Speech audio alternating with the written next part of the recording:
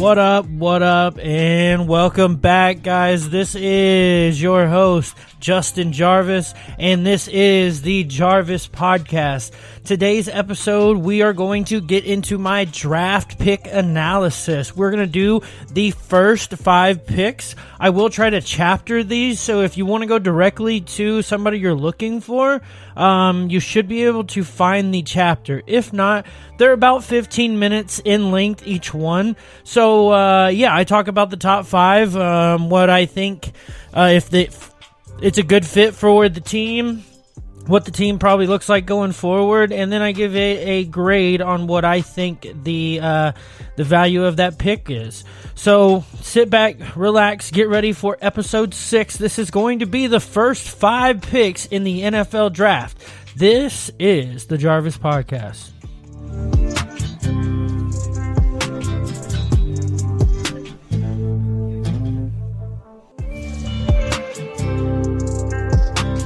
And we are back. Okay, so we are going to start off with talking about the number 1 overall pick in the 2023 NFL Draft, and that just so happens to be Bryce Young. Bryce Young was selected first overall by the Carolina Panthers in the past draft. I'm going to go ahead and just give you my analysis on the pick, a little bit about the team and where I think they could be going. So Bryce Young is one of the smallest quarterbacks to come out of the NFL draft at 5'10", 204. The closest measurables for that, which are very close, are going to be Kyler Murray on the Arizona Cardinals. So some of the strengths that I believe that Bryce Young has or shows or demonstrates, calm demeanor on the field. This dude does not get rattled by the situation or any defenses that I could really tell. He played in a pro-style attack offense that required full field reads, right? He didn't have to split the field in half. He looked over the whole field to find the open man, which honestly doesn't happen as much as you would think on the football field in college. Shows the ability to dial up focus in big game situations or in big fourth quarter situations. Once again, this guy does not get rattled when the pressure's on. He uses his eyes to manipulate defenders to create easier throws. He'll either locate or avoid lurking trouble in zone coverage to make those throws. He has a compact release as a thrower. I think that's partially due to his size. He's unfazed by the incoming rush and makes ball delivery his priority. I don't know how much of a pass rush he dealt with in Alabama with that offensive line, but definitely dealt with it well when they got through. He had pretty good pocket mobility, moving around in the pocket, stepping up to avoid the incoming rush. Actively reroutes his receivers down field when plays extend. Any of Bryce Young's highlight reels you'll see on YouTube or whatever, anytime that he scrambles from the pocket, always looking downfield to throw the ball, communicating with his receivers, which usually end up being, significant chunks downfield or touchdowns. He makes defenses pay when he breaks contain and improvises. So this is where I will draw a small similarity to him with Patrick Mahomes. This guy in Alabama, it was like, okay, our pass rush didn't get there, but our passing defense is holding up. Our pass rush is closing in. They're not there yet. And then as soon as you think you got him, he scrambles outside the pocket. There's nobody left to account for the quarterback. And then he scampers for 10 yards, first down, out of bounds. Like, how many times have we seen Patrick Mahomes do that? Well, if you haven't watched Bryce Young, he's actually pretty good at doing that as well. So some of the weaknesses here, he weighed in at 204. Right? Told you, the size is a weakness at the NFL Combine. Since 2003, no quarterback who ever weighed fewer than 207 pounds at the Combine has been drafted in the first round. So that is an interesting stat. Durability will be his concern due to his small frame. The linebackers in the NFL are huge. One of the top 5 guys in this draft that's going to be a linebacker, he was 6'4", 254, right? Much bigger than Bryce Young. He has a tendency to run his receivers up the boundary. So what that means is his passes down the sideline, which are the farthest away from the center of the field where typically he is, may go a little high. Okay, and this is going to be a little counterintuitive here to some of the other things, but yeah, he leaves his lower half behind when when driving the throws downfield. So what that means is he kind of gets like the happy feet and gets up in the air. And if you have watched football or any Patrick Mahomes game, he is a guy that you'll see on highlight reels a lot, where he'll leave his feet and do what they call like a little jump pass. So that's kind of what I'm talking about here.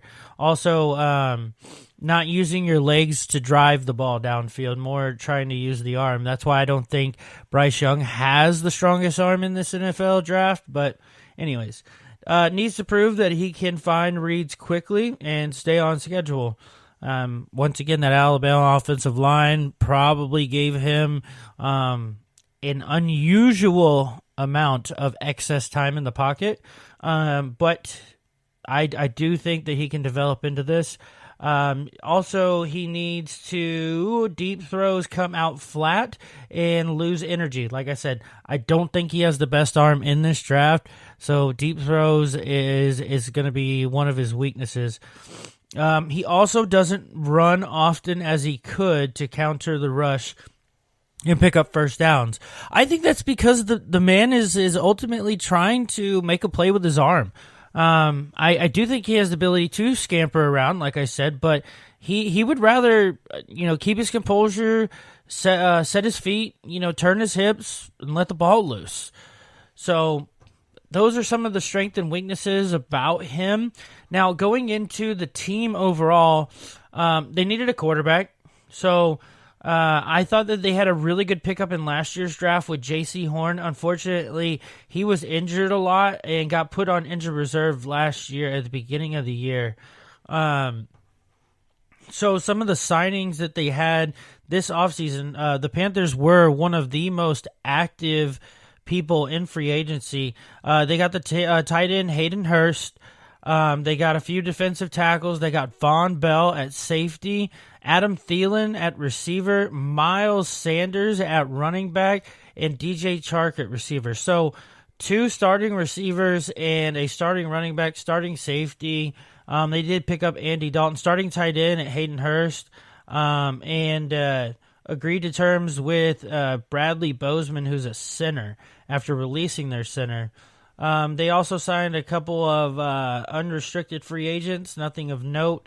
But looking at their team here overall on offense-wise, I think offensive weapon-wise, this team is loaded and has nothing but potential success ready and loaded for Young to step into place. Now, I will say that this offensive line, graded by Pro Football Focus, is not the worst one I've ever seen, but his left tackle, which is Akimi Ekwano, out of North Carolina State, he's kind of weak. He's graded in the upper 60s. His left guard, Brady Christensen from BYU, he's also graded 57.3, which is not good at all. The center that they signed, Bozeman, he's about a 63. Right guard is 69, and then their right tackle is 69 as well. So the right side of that offensive line is definitely better. So maybe they'll shuffle it around a little bit. But protection is going to be key for this guy. I think that the offensive weapons around him can make him successful. With Adam Thielen in the slot, you have Terrence Marshall, who played a little bit last year, and I think I actually like Terrence Marshall a lot coming out of LSU. He was a second-round pick. He's graded at about a 67 player grade. But I mean, you have Thielen slot, you have Terrence Marshall out at the wide, and then you have DJ Chark out at the other side, and then you have Hayden Hurst in the middle of the field. Hayden Hurst is, I would say, top 7, top 8 tight end. He was a first-round selection back in 2018 for the South Carolina Gamecocks. And then you have Boobie Miles, or Miles Sanders, who just got picked up. He was graded 71 offensive grade by Pro Football Focus. He was picked up by Carolina from the Eagles, and the Eagles went all the way to the Super Bowl. So I do think that it's not a terrible pick. Okay, I would thought C.J. Stroud was the best quarterback in this draft. I don't feel like the gap is far between these two guys, but also at the end of the day, I'm just going to be real with you real quick. At the end of the day, you know, every one of these quarterback draft classes, we sit here and argue who we think is better than others and blah, blah, blah. I like to be realistic. I don't think there's too much of a gap between these two guys, but, you know, put it in perspective. A handful of years ago, remember when Jameis Winston and Marcus Mariota were coming out, and we both thought that they were going to be, you know, several year NFL starters and Pro Bowlers, and, like, you know, be the next two generational talents that were going to be in the league for years. Yeah, look at both of them. Are they starting anywhere this year? No. Right, so this could turn out to be something like that, right? Bryce Young could turn out, the size could be an issue, right? There's been a lot of quarterbacks that have came out that were smaller, and it just doesn't work out. But then you have ones like Drew Brees, Kyler Murray, that were shorter, right? Not the prototypical size, and they made it work. Both of them have gotten paid. One of them is in the Hall of Fame, or will be. I can't remember if Drew Brees got there yet, but he also took down like every major passing stat record before he left. So I like the pick. It's not what I would have done. I also don't think it's the most terrible pick. But Bryce Young, number 1 overall to the Carolina Panthers. With this offense, I think if they can just solidify that offensive line, I don't see why they can't contend for an NFC South title. You know, at least much better record than they were last year. I would say, you know, to give it a grade, I'll give it a B+. So that's my take on Bryce Young. Let me know what you guys think. You know, I definitely think that it's not the worst pick in the world. But, you know, let me know what you guys think.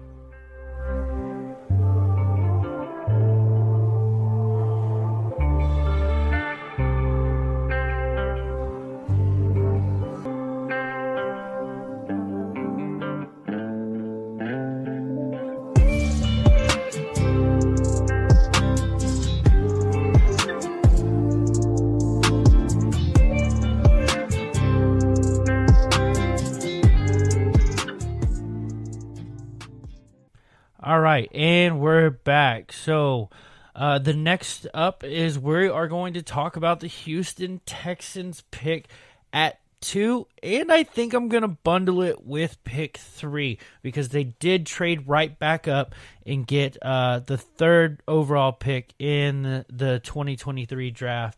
So the first pick that they had was C.J. Stroud. I had C.J. Stroud as my number 1 quarterback in the draft. His measurables are 6'3", 214, so I think he has pretty close to prototypical size at quarterback, so he does not have that as a fault like Bryce Young here. Some of my strengths and weaknesses real quick. Doesn't hesitate to attack with his throws. Not at all. Has the arm strength to air it out the deep ball towards the sidelines with accuracy. So you remember how we talked about Bryce Young, how his sideline balls were running people up the sidelines? Not this guy. This dude can throw anywhere on the field. Played the game of his career against Georgia in the college football playoffs. I mean, he dang near won the game for him. I mean, Ohio State looked the best that I think they ever have of lately in the college football playoff with this guy. So that made me really feel good about my analysis of CJ Stroud to go up against, Georgia, who's had the best defense in the past 2 years, one of the best defenses of all time. So, showed the willingness to extend and make plays outside the pocket against Georgia. He didn't do that a whole lot. He didn't have to do it a whole lot. Offensive line in Ohio State is kind of like Alabama. I also don't think they face the same magnitude of pass rush in his conference, but either way, he finds a way back to his platform, throws when forced to move his feet. So he sets his feet before he throws, for lack of better words. Tape shows his ability to get through his progressions. Yes, this is a definite one. You have to know what you're looking at when you watch tape to see this, but you can literally see his head move from left to right to left, center to out to center, and he'll look at a guy, nope, won't be open, nope, this guy's covered, all right, that guy's making his break, he's the third read, and he'll be open over there, boom, hit his guys right in stride. The most naturally accurate top-tier quarterback in the 2023 draft. Where he puts the ball on his throws, and I understand Ohio State's got a lot of NFL caliber receivers, and the window that he throws these balls into to the receiver are huge, right? Like most of the time. Now there's some tight coverage here and there, but it's also where he places the ball. This guy puts the ball right where the receiver can catch it each and every time. It's not out in front. It's not down low. It's not over their head or anything like that. Puts it on the frame, allowing receivers to catch in stride and keep rolling is literally my next strength for him. Showed maturity as a game manager at times during the 2022 season, which was the season before. He is a 2-year starter at Ohio State, so I think that helps his development a lot. So let's go into weaknesses. Weaknesses here, hesitant to use his legs, can put a cap on his success rate. He doesn't like to run a lot. He doesn't have the fastest 40 or anything like that, but I do think that he could have the escapability that he needs to be mobile in the pocket. Labors to get squared to target when rolling out. I think that has to do a lot with his size a little bit. He's got to get a little bit more flexibility in his hips, but either or. Needs a clear scan for potential pressure points near the line of scrimmage. So I think that's because they do a lot of shotgun style offense over at Ohio State and not necessarily a lot of under center. So just clean that up with a pro style offense and get him used to taking snaps under center. Needs to play with better recognition and respect for safeties. Those safeties would be lurking in the NFL, and they are 10 times faster than they are in college. So definitely think that's a weakness. And inconsistent activating lower body torque on drive throws. So throws down the center of the field, deep downfield, stuff like that. Like I said, I think he needs to get a little bit more flexibility in those hips, and that's where this activating lower body torque can come from. So, real quick, going into some of the off-season acquisitions and see where this team kind of stacks up. So, they did a bunch of signing of name free agents and stuff like that. The first big one that I have here is they signed free agent Robert Woods. So they added a veteran receiver on the outside to give him somebody to throw to. Then also here, we signed a couple defensive linemen. And then the next one is probably going to be defensive back Jimmy Ward. So give him a cornerback to help on defense so that he's not on the field constantly. Also help get that defense off the field. Now, unfortunately, they did trade Brandon Cooks to the Dallas Cowboys, but we're able to get a little draft compensation back in return. So it's not the biggest loss there. I also think that Brandon Cooks is way past his prime, so get what you can for him, move on. They signed an offensive lineman, Shaq Mason, via trade from the Tampa Bay Bucks. I think that was a good move. One of the things that you have to do with these young quarterbacks is you have to shore up the offensive line. If you don't have the blindside blocker, which would be your left tackle for most of them, right-handed quarterbacks, you have to go and invest in that as soon as possible. Now, one thing that they do have in Houston is they have a left tackle. They traded for it with the whole Deshaun Watson stuff back when they got Laramie Tunsil from the Miami Dolphins. So Laramie Tunsil is definitely a NFL starting caliber offensive left tackle. So at least they have that there to pair with Shaq Mason. I think will do good. Also, another really sneaky good signing that they had was picking up the tight end from Dallas, Dalton Schultz. I think one of the best things that you can do for a quarterback's success and development is get them their safety net, right? It's like a little kid with a binky or a blankie or something like that. You got to get them their safety net, right? When all else breaks down, I got my tight end who's not far away and I can dump it off to him. Or, it could be a running back or something like that. But typically, if you can pair a quarterback with a solid tight end, someone like a back in the day, like a Jason Witten, right? Like that dude was the epitome of a safety net. Like he was always there no matter what. He could catch the tough throws in the middle, get bounced around. I've seen the dude lose a helmet during the play and keep running, right? Like the having a safety net at tight end is crucial for these young quarterbacks. They also signed a linebacker, Denzel Perryman. It is what it is there. But moving on to the offense. So this is a little different than the Carolina Panthers. Panthers traded up to that number one pick. They actually were not the worst team in the NFL. The worst overall team graded by Pro Football Focus was actually the Houston Texans at 32 overall for the team overall grade. They went 3-13-1. Just horrible offense, horrible defense. I mean, just not good.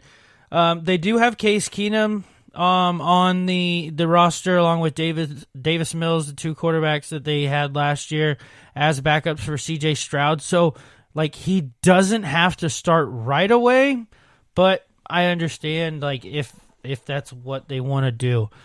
Now here at receiver, we have Amari Rodgers, who was on the Packers, an underdeveloped slot receiver.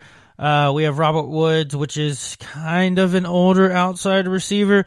John Mechie, though, the third, I think was a great pick by them, and he just got over, I believe he was battling leukemia, and that's why he was out for a long time, and I think he's cleared to play. So I think that he definitely could have a breakout season. Nico Collins a little bit. Maybe he's going to be farther down the depth chart. Devin Singletary, they picked up this year, free agency. Dameon Pierce came out as a solid running back last year for Houston Texans. So I definitely think that, having him, he could be the safety net too, right? Now you've got a tackle, you've got a tight end, you've got a bruiser at running back. That dude had a great year. Believe me, I played up against him in fantasy. One of my boys had him. So I mean, it's not looking bad, and they still have Brevin Jordans, who was the tight end there before Dalton Schultz got to town. So I think that this isn't the worst team, and they have a great new head coach GM in D'Amico Ryans, who used to play for this team. So I think that is it as good of outlook as the Carolina Panthers? No. I think that, the offensive line here in Houston is going to be significantly far worse. I'm looking at some of the Pro Football Focus player grades for them right now. Their left guard is player graded at like 37. Right tackle is 67, not terrible. Shaq Mason, which I think was pretty good. Like I said, he is 68. They have a rookie at center, so who knows what they have there. But left tackle shirt up at a 80 player grade for Laramie Tunzel. So I do think that it's not the worst team. Okay, maybe it will. Maybe it will be the worst team in the NFL. I'm not sure. I don't think it was a bad move. I think it was good. So if I had to go ahead and rate this pick, I would rate this pick for need. I'm gonna go ahead and say that this pick was probably gonna be. I'll give it a B, a solid B, not a B plus, not a B minus. I'll give it a B overall for C.J. Stroud, number 2 to the Houston Texans. Let me know what you guys think about that.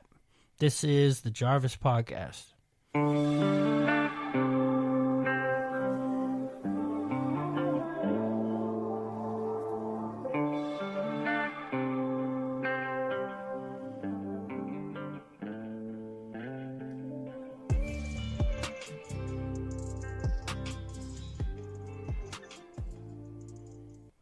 All right, and now moving into the third pick of the first round in the 2023 NFL Draft, the Houston Texans traded right back up after pick 2 and traded to pick 3 with the Arizona Cardinals and selected who I think is probably the best overall linebacker / edge. I guess he's classified more as an edge rusher in this draft.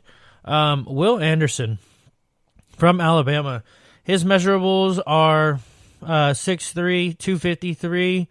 Out of Alabama, this dude was a nightmare. I remember when they when I seen him play on Alabama. From the moment that he started, you could tell that this dude had something special. He has dominated the college football game at his position. Like I said, he's probably my number 1 overall player in this draft. So some of the strengths that I have him, he has proportional build and excellent arm length, which is great for pass rushing. Get off juice to attack the corner. Probably the best bend at edge rusher out of all other edge rushers in this draft. Goodie bag filled with tactics and approaches to threaten the edge. All of these strengths are going to sound really good for him because he honestly is just that good. He couples hands and hip flip to flatten the edge into the pocket. I mean, many times I've seen him run around left tackles and put them flat on his back, or their back, sorry. Athleticism and closing bursts to hunt down quarterbacks when play extends. So this dude definitely has the ability to take off after the quarterback, even outside the pocket. His speed is around a 4.6. In the combine, so definitely can catch some of those quarterbacks, most of the quarterbacks in the NFL. Fires first hands and anchors down to set a firm edge. There's not really a whole lot of getting around the outside of this guy. He's just the typical edge rusher, premier edge rusher that would have came out of, LSU, Georgia, Clemson. I'm sure all of those guys were offering him scholarships, and he could have been a great player of any of those programs. He has a wide base, and torque power allow him for block discards. So basically throwing tackles to the side. Pursuit speed to catch the runner from the backside. Definitely. He can chase down a running back that is running away from him. That's how quick this dude is. Good lateral fluidity and body control for efficient change of direction. I would say that he's the closest thing to the Bosa's coming out at edge rusher, and both of those guys were premier elite talents. I would project him to probably fight for Defensive Rookie of the Year in the NFL this upcoming season, and I'm willing to bet that he would get, barring any setbacks, any injuries, he'll probably get a couple of Defensive Player of the Years, maybe even a few MVPs. Yeah, that's how far I'm willing to go with them and how high I feel about him. Now, weaknesses, right? Everybody has weaknesses, so here we go. Motor needs to stay turned up throughout the whole rep. I think if the play gets a little too far away from him, he will slow down, and with the speed and talent that he has, which I get it. I mean, he goes and goes and goes, but there are times, and we're going to get nitpicky here because this dude is really good, that he might need to keep it at full throttle. Forced into extended confrontations against linemen at the point of attack. So maybe he doesn't win all the hand battles that you wish he could, but neither here nor there. Hip tightness limits stride length as a rusher. So somewhat. I think he does have some of the best hips here, but I mean, we're also not expecting him to run a 4.3 here at defensive end. Needs to develop hand counters to defeat well-timed punches. So like I was talking about just a minute ago, maybe not the best at hand fighting with the bigger left tackles. Energy as a run defender appears to wane at times. Like I said, I mentioned that a minute ago. He kind of maybe isn't going 100% all the time when the play starts to move away from him. Yeah, so Tennessee's right tackle that got drafted in the first round, Darnell Wright's length and power gave him issues. So big, strong, wide tight end, or sorry, not tight ends, right tackles, or left tackles will probably give him some fits. But I think with his massive amount of talent and potential, I think he'll get that. He'll get that development. Kind of dial it in. And once again, he's going to D'Amico Ryan's Houston Texans. I mean, D'Amico Ryan's was a great linebacker himself, more of a middle, and then maybe later in his career towards pass rushing. But I mean, the dude knows the game. He was a student of the game, so I think he's in a great place to develop. And I mean, let's look at, the Houston Texans have produced J.J. Watt, Whitney Merciless, Jadeveon Clowney was there. I know Clowney didn't live up to the hype, but I mean, he still was serviceable and pretty good at times. So I think he lands in a good spot, and obviously a huge need at edge rusher, defensive end, something like that for the Houston Texans. So I think it's a phenomenal pick, a phenomenal, organization for him to go to. So the fit here is just good. So some of the defensive players that he will be around on this defense with, we have Steven Nelson. He's older. His pro football focus grade isn't that great at 66 at corner. We have a second-year player at Jalen Petrie At safety, from Baylor, his Pro Football Focus is not that good, but this is what happens when you have, one of the worst teams in the NFL last year. They did trade for Jimmy Ward, like I said before.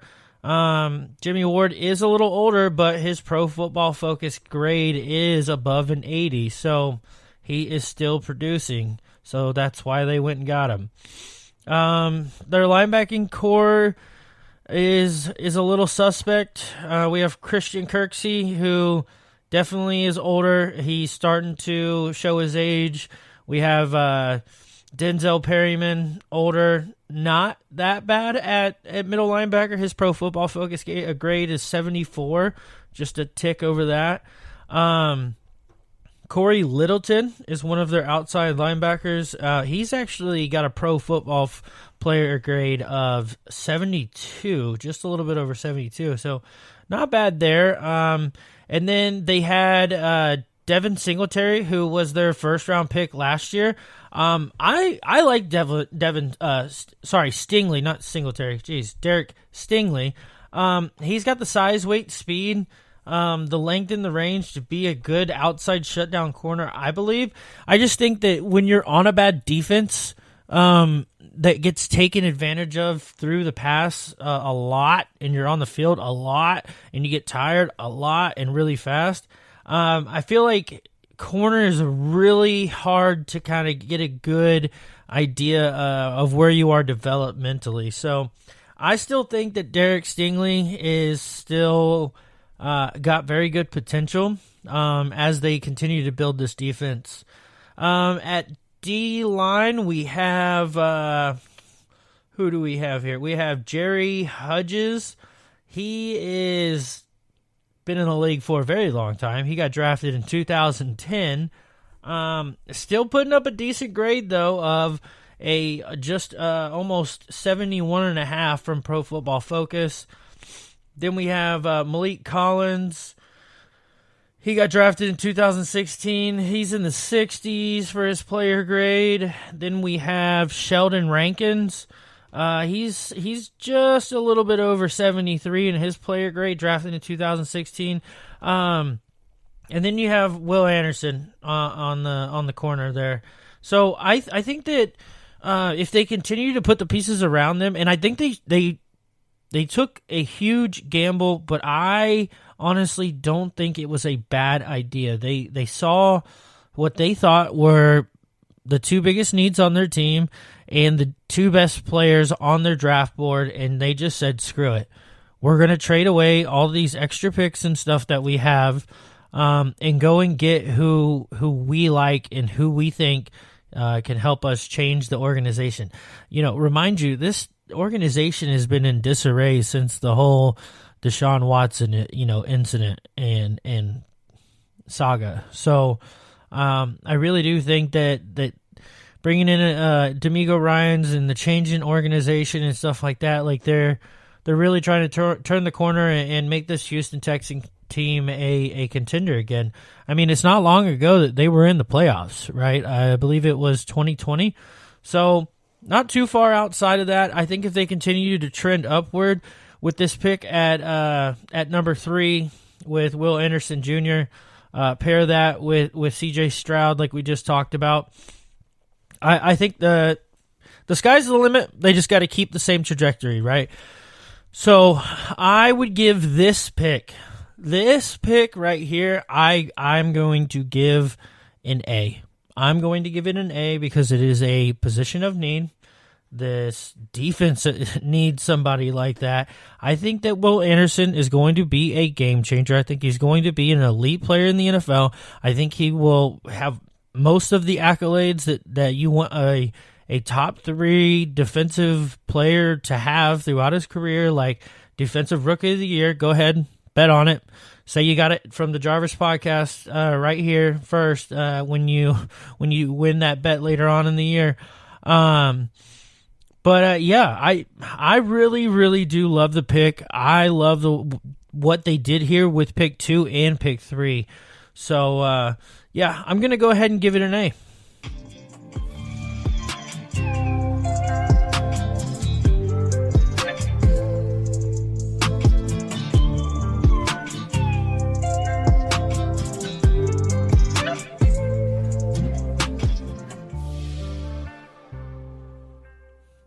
All right, and we are back.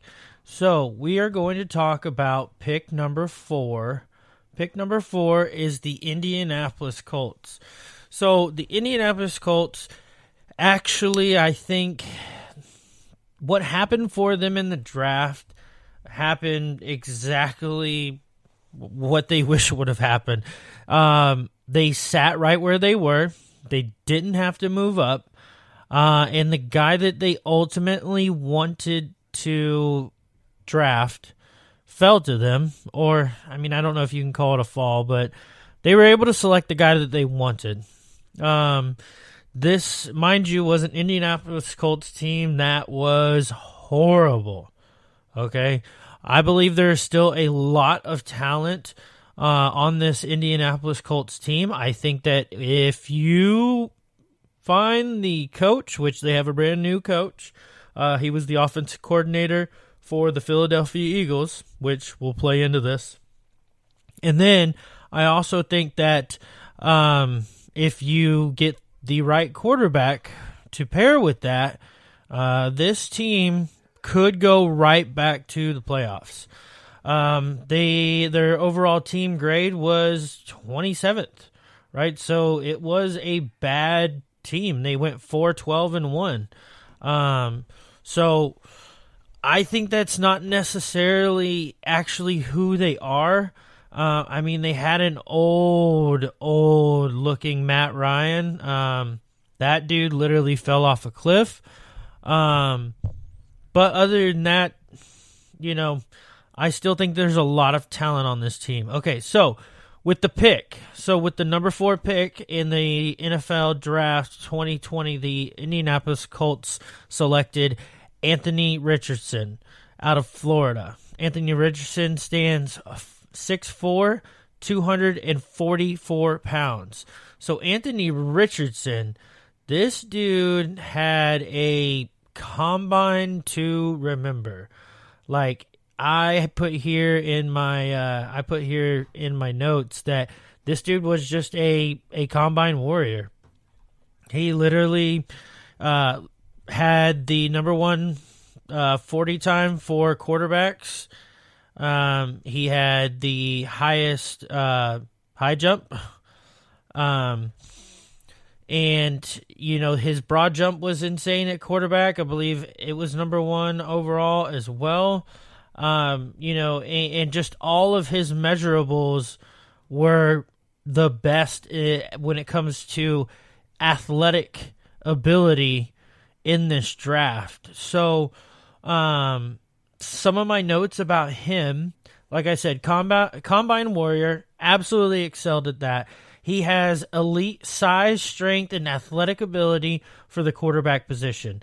I like to think of Anthony Richardson as body type wise, probably a Lamar Jackson, but thicker than Lamar Jackson. I don't know how much Lamar Jackson weighs, but his body type reminds me a lot of him. Okay. He has potential to perform in variety of offensive schemes. He can make explosive plays as a passer and a runner. His arm strength to throw downfield and into tight windows is A+. Functional pass accuracy when mechanically sound and in rhythm. Okay, so we'll get to why that's important here in the weaknesses. But when it's on-time passing, he's accurate. Okay. Now, what is key to take into consideration here is Florida, I believe, does run a pro-style offense, so that is good for his, development, and he'll already be familiar with how the pros run offense. He is willing to take a hit and still deliver the throw. I believe that is because look at his size, right? Someone like Bryce Young might want to slip a tackle and then make the throw and hope that he can evade the pass rush coming down the barrel. Seen that happen with Drew Brees a lot, right? Drew Brees would slide to the left or right, and that tackler would go right by him, and then he'd drop a bomb for 50 yard touchdown to Michael Thomas or something. So I think he with his size and his weight and stuff, he's not afraid to take the hit and deliver the throw. But also he's got a cannon for an arm. So I mean, even if he gets hit, he could still probably deliver the throw to where it needs to be. Good awareness of pressure mounting around him. So pocket presence. He can feel when the rush is coming. He's got good footwork to slide and throw or scramble for yards.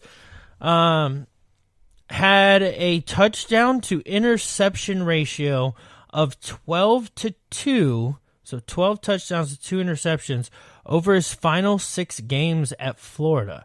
So was that a potential sign of him trending in the right direction in his development, heading up? Who knows? We'll see. Also ran for touchdowns of 45, 60, 73 yards, 80, and 81 yards over the past 2 seasons at Florida. So he can get it done with his legs. We all understand that. You turn on his highlight tape, and it's ton of deep down the football throws and running the ball. Which, once again, who does that remind you of in the NFL? For me, that's Lamar Jackson. I'm not saying this guy's Lamar Jackson. I'm not saying he's going to be an MVP candidate, or an MVP winner or anything like that. I'm just saying physically, this guy sounds like a Lamar Jackson or a Josh Allen, right? Maybe that's a better representation. Size and weight would be more of a Josh Allen, because Josh Allen is thicker than Lamar. So anyways, now weaknesses. Inconsistency and inaccuracy made it hard for him to have sustained success, right? I've got plenty of friends that are Florida fans. Probably some of y'all are listening to this right now. And it made it, while he was the quarterback there, it did make it hard for them to watch the Florida Gators, because they were not winning on a consistent basis, because this guy did turn the ball over and make poor decisions. Could use a better feel for the timing of his progressions. Once again, I think that leads to the inaccuracy, the inconsistency. I said one of his strengths is when he's mechanically sound and he's accurate when the ball comes out in time, right? There is a certain time that passes are supposed to be thrown and completed in a normal style offense, right? You got your short routes, you got your intermediates, you got your long routes, and all of them develop during the course of a play on different times. And if you don't understand the progression and the timing of those, then that's where you throw interceptions, and you look like you have inconsistency and inaccuracy. Needs to take some spice off the short throws. So, I mean, the dude can throw a rocket, 80 yards downfield at 80 miles an hour, right? But sometimes you need to throw the 10-yard ball at 20 miles an hour, right? And it's gotta fit a keyhole.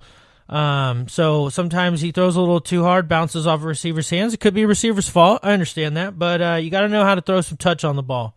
So below average touch and ball placement rolling out. Boom. I just hit my next point without even realizing it. But this is talking about rolling out. So when he gets a little happy feet and he gets that extra kinetic energy in his body moving, right? Cause I could throw the ball farther on the run and going towards the line of scrimmage than I could just standing there playing it on my feet when I played quarterback. So I think maybe he needs to just work on that and take that into consideration. All right, and then the last two here, hasn't learned how to manipulate coverage with his eyes. So this is like the complete opposite of Bryce Young. The Bryce Young had full field reads, could manipulate defenders, basically make a move all over the field so that he could make his receivers open and make timely throws in rhythm and with big open holes for zone coverage, man coverage, stuff like that. So which I think Anthony Richardson is struggling with, and I think if he can learn how to do that and manipulate a coverage, then the sky will be the limit for this guy. struggles to paint intermediate zone holes with anticipatory throws. So once again, it all comes back to the inaccuracy of Anthony Richardson. So I think if he can hone in the inaccuracy, I think that he could be a phenomenal talent. I mean, you just think about the athletic intangibles that this man has. They're off the charts. So going on to the team that he got drafted to, the only real significant signing I really see here is in the offseason. They traded Stephon Gilmore to the Dallas Cowboys. So they really haven't gotten anybody. But looking at this offense, we have Alec Pierce at receiver. He's more, he's 6'3", 211. I don't really know. Isaiah McKinney from Buffalo, he's going to be your slot guy. Then you have one of the best running backs in the NFL, Jonathan Taylor. I mean, he had a down year, I get it, but Jonathan Taylor is a dude. Like that, there you go. There's your safety net at running back because Jonathan Taylor can run the ball and catch the ball. I'm really high on Michael Pittman Jr. He got drafted in 2020. He's 6'4", 220. His PFF grade is above 70. He's the son of the former player Michael Pittman. This is Michael Pittman Jr. I really think that he can blossom into a legitimate number one receiver. Maybe not top tier, but I think he can definitely be a legitimate number one receiver, and they have him outside. At tight end, they have Mo Alley Cox. This dude is a basketball player, and he kind of plays like one at tight end. He's 6'5", 260. He goes up and high points the ball. His PFF grade is not good, but I think he plays better than that. Now, the offensive line, though, I think is going to be a huge factor into why this guy could be successful. Their offensive line has been really good for years, and they still have Quentin Nelson, who is the best guard in the game, big old hog molly, mean Irishman himself. They have Ryan Kelly, one of the best centers in the game as well. They have Will Fries at right guard. And then they have Braden Smith. All of those guys are in the 60s, and I think 3 of them are in the upper to mid-high 70s in the Pro Football Focus grades.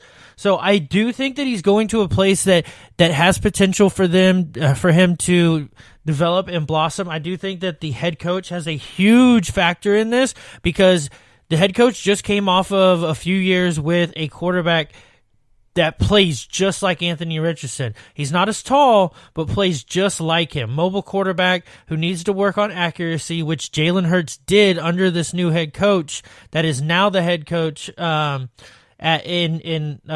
Indianapolis. So I do think that this is a very, very interesting pick here with Anthony Richardson going to the Indianapolis Colts. And I would have to give this, if I'm going to give it an accurate grade, I would probably give this, I'm going to give this a B+ pick. So B+ for Anthony Richardson, number 4, and we'll see how he works out. I'm very interested to see what happens with him.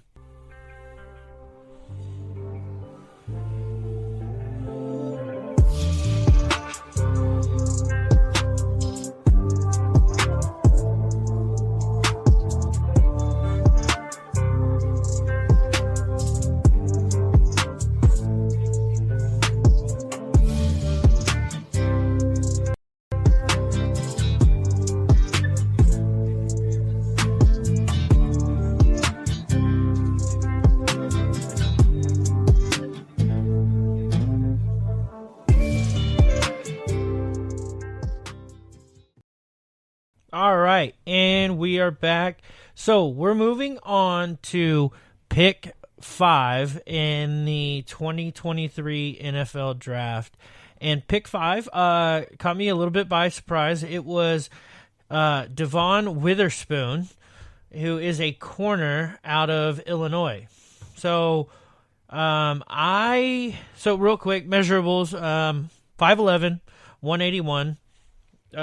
I honestly did not think that he was going to be the number one corner off the board. I thought Christian Gonzalez was going to be the number one off the board, which obviously didn't happen. But this guy does have some really good traits. Does have some really good traits here for strengths and weaknesses. So I understand. So I think that he is a strong physical corner who doesn't mind playing zone or man coverage. I think he likes to get down and dirty and in the nitty-gritty and is not afraid to come up and hit you. So I think that maybe what happened here was that obviously you have to understand who Pete Carroll is, their head coach. But I think he's a Pete Carroll guy. Pete Carroll just looks at those certain types of defensive players. We look back at the Legion of Boom, right? All of those DBs that were on that team, they played physical, they played aggressive, they took chances, got a lot of penalties. But I think that Witherspoon is just a Pete Carroll guy. He's a man corner that can play the run, which Pete Carroll loves. I don't know if I like the size at 5'11". I mean, he's not the smallest corner out there. I think he does play longer than what his height entails. But let's go ahead and break down some of his strengths and weaknesses here. So, allowed a completion percentage rate of just 34.9% in 2022. So that is absolutely insane. Impressive route recognition and trigger on the throw. So he knows how to jump a route, essentially. Eyes are probing from off coverages. Well-balanced, defending high and low route concepts from zone. So like I told you, this guy can play man or zone. Instinctive with 14 pass breakups in 2022. That is a lot of pass breakups if you think about how many per year, people in the NFL get. Pass breakups, honestly, are one of those stats that you would think be much higher, but it's typically not. It's not that high. So next one, he takes ball side angles to disrupt the catch point. So all this is talking about is being a ball hawk here. Zeroes in on receivers' hands on deep throws. So, think about a ball that is being thrown deep that's coming up over the shoulder of the receiver or something like that, and he is trying to catch up. Essentially, what he's going to do is he's going to go through the hands of the receiver, whether he has the ball or not, and knock it away. So that's what they're talking about there. Physical with a striker's mentality in run support and as a tackler versus the pass. This dude will smack you in the face. The very first highlight that I seen of him was him hitting a running back, and oh my God, it reminded me of the Sheldon Brown, the Philly tackle, a corner that tackled Reggie Bush that was on a little flats route when he played for the Saints from Drew Brees. Oh, it knocked off Reggie Bush's helmet and everything. I thought that he was decapitated, but that's neither here nor there. But this guy can do the same exact thing. He will put his head down and hit somebody. Weaknesses. He can jab step off balance by release fakes. So what this means is if a receiver will jab step fake inside and then go outside, he will bite on it. He's aggressive. So essentially imagine any Devontae Adams route, right? Because Devontae typically will start off with a good jab step release. He's going to bite on it. Coverage is very handsy after the first 5 yards. So he is more susceptible to getting called for illegal touching or a holding or pass interference call. Sluggish to transition hips and match route breaks from his back pedal. So backpedaling is not his strongest suit, and you can get him on a hip turn. So if you're a fast receiver, blowing by him may be the best option for you. Once again, Legion of Boom days, those cornerbacks were not super fast. They had great tight end help over the top. That's why they could play so aggressive. Top end speed could be an issue at the next level. We were just talking about that. Lack of juice to make up the distance when he gets behind, same thing. And will bite hard on play actions and double moves. So this is what happens when you're an aggressive corner. All of these weaknesses are things that happen to aggressive corners. Now, you live and die by being aggressive, though. You either turn out to be a Hall of Fame or All-Pro caliber cornerback, or you get burned so many times that you get released off of every team that you're on. Maybe not that extreme, but I feel like this is what happens when you're an aggressive corner. So we'll go into the team real quick. Any significant signings for Seattle? Not really. I mean, they picked Bobby Wagner back up again. I feel like that was a little bit more of like a, hey, Bobby, come home and retire with us. I know he does plan on playing, but they did re-sign Geno Smith. That's more of a front-loaded contract where he's getting paid this year and not so much the last few years of his contract. So we'll see what they do with that, because at quarterback, I don't think they have anybody moving forward. Now, this is one of those teams where they are much better than where their draft position shows. They are much better than their draft position. Okay, this team was 9-8. They were the 12th overall team graded by Pro Football Focus. So they were a very good team. This was a draft pick that they had due to a trade. So this wasn't their original draft pick, but it worked out for them. So since we're talking about defense here, we're going to go ahead and break down the team that he would be playing with. So Witherspoon is going to be QB2, because they actually had a really, really good pick last year in the 5th round with Tariq Woolen, who he is a 6'4", 205 corner out of UTSA. This dude, I think definitely was one of the steals of the draft last year, and if it wasn't for Trayvon Diggs having an interception every week for like the first 9 weeks in the NFL season, I think that this dude would have been talked about a whole lot more than essentially what he was, because I'm sure this is probably the first time that you guys are hearing this guy's name. But Tariq Woolen is QB1. Witherspoon will be out there at QB2 most likely. Then we have at slot corner, we have Kobe Bryant. Yep, Kobe Bryant. He was a 4th round selection last year.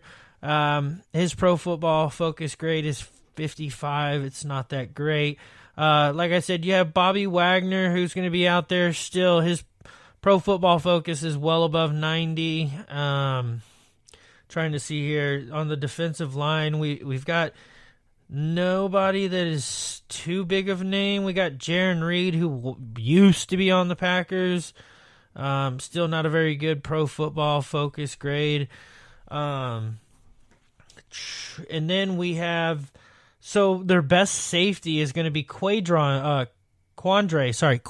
Diggs. And he's going to be one of their safeties from Texas. He's 5'9", 200, drafted in 2015. His Pro Football Focus grade is above a 70.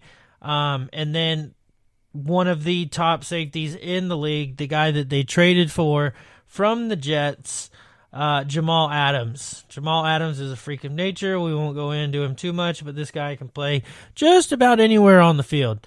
His Pro Football Focus grade is an 87. So you can tell their top two guys were a 90 and an 87. So if that gives you any idea of great to good to bad, But I think he can play well into this defense, and I think Pete Carroll is building another little Legion of Boom defense here. Because, I mean, besides Witherspoon, who's the shortest, I mean, we've got tall guys all around in the secondary. This team will go as far as Geno goes. Okay, I mean, at the end of the day, that's what it's going to come down to. They have good receivers. I believe they did pick up another receiver in this year's draft, a very good one. But we'll not talk about him right now. But this defense is definitely they've got to find somebody on the defensive line. I don't know if any of these guys that they have on their roster right now will develop into that, but they definitely need to get some defensive line help, and because their secondary is coming along good. But if you have no pass rush, those secondary, safeties and corners can only run around for so long, and eventually somebody's going to get open. So I do think that this Devin Witherspoon pick was a good pick. Like I said, I don't think I would have done it. I thought Christian Gonzalez was my number one corner coming in the draft this year. But I do think that he'll become a good starter within 2 years. So that's my take on Devin Witherspoon going to Seattle.